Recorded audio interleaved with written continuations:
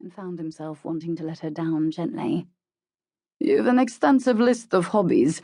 Reading, horse riding, ballet, theater. It goes on. The thing is, the only hobby my PA can reasonably expect to have is me." "Felicity has already explained that to me," Naomi said. Her first interview with his current PA had been thorough enough to leave Naomi in no doubt that the role would be a demanding one. Sebastian Desjardins' skills in cybersecurity were globally in demand. Apart from an impossible workload, he was a rich playboy and had a little black book that was his PA's to juggle, along with his private jet and helicopter.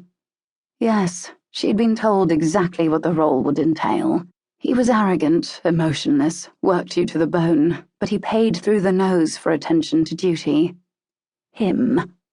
From the bitter twist to Felicity's voice, Naomi had soon guessed that there might be a more personal reason for the sudden vacancy. "Even so," Sev went to drop her resume on his desk, and, Naomi was sure, terminate the interview and send her on her way. "Would it help if I told you that I'd lied on my resume?" "Probably not." Instead of standing, he leant back in his seat. "Go on." "Well, I do like the ballet and theatre, but it's stretching it to say that they are hobbies of mine, and I haven't been on a horse since I was 14. "What about reading?" "I'll read in bed." Sev opened his mouth to say something, and then, very sensibly, he closed it. God, he could so easily and so very inappropriately have responded to that. Clearly, Miss Awkward had recognized the opening she'd just given him, because just as those full cheeks had been starting to pale, they had once again flushed pink the second she'd said it. "Well, I can't command your time in the bedroom," Sev said. And he hesitated again because, actually, he wouldn't mind doing just that. He made a very abrupt verbal U-turn. "I warn you, if I offered you the role, then most of your waking hours would be devoted to me. Your time would be spent on a laptop or the phone sorting out my life. You wouldn't even have time to read your horoscope. It'll be mine you turn to first." "I don't believe in them." "I bet you still read them, though." "Is that relevant?" She was tougher than she had first looked. Sev gave her an intense stare, barely noticing her full lips and round cheeks as her deep brown eyes drew him in. And with that look, Naomi revisited her need for the role.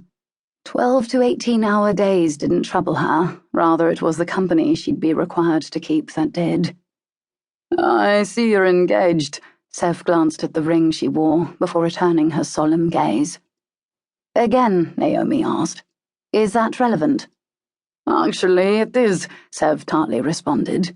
"Because you'd have to have the most understanding fiancé in the history of the world to put up with the demands that I would make on your time." "Well, my fiancé isn't here in New York with me. However..." Naomi hesitated for a moment and then decided that, no, if by some miracle he did offer her the role, she wouldn't accept it anyway. 12 minutes ago, her world had been complicated, yet ordered. Well, not ordered as such, but 12 days ago she had arrived in New York. 12 minutes ago she had texted her father to suggest that they catch up for lunch after her interview. She had just put her phone back in her bag and gone to take a drink of water when Sebastian Desjardins had walked out of his office and called her name. "Naomi." He was beautiful. Just that. Dark-haired, pale-skinned, he had very long legs, and despite the immaculate suit, he looked as if he should be wandering out of a club or casino at 5 a.m. He was so rumpled and unshaven. His tie was loosened, his grey-black eyes were a touch heavy-lidded, and he gave her not a smile as such, just a nod in the direction of his office, and a vague, unrelated memory had popped into her head. She had remembered the time she'd gone to see her lovely, familiar female doctor for a pap, and a sexy-as-hell locum doctor had come out. Naomi had flunked it and had asked the sexy doctor for a flu injection instead. And she'd flunked it again as Sebastian had come out of his office and greeted her. As she'd stood, she'd got all flustered and knocked over her drink. When he'd inquired in a deep, Russian-accented voice about her day, she'd been so entranced that she hadn't really heard what he'd said, and he'd had to repeat himself twice. With every question, he'd grown sexier. With every vowel he uttered, she wondered if the chair she was sitting on might be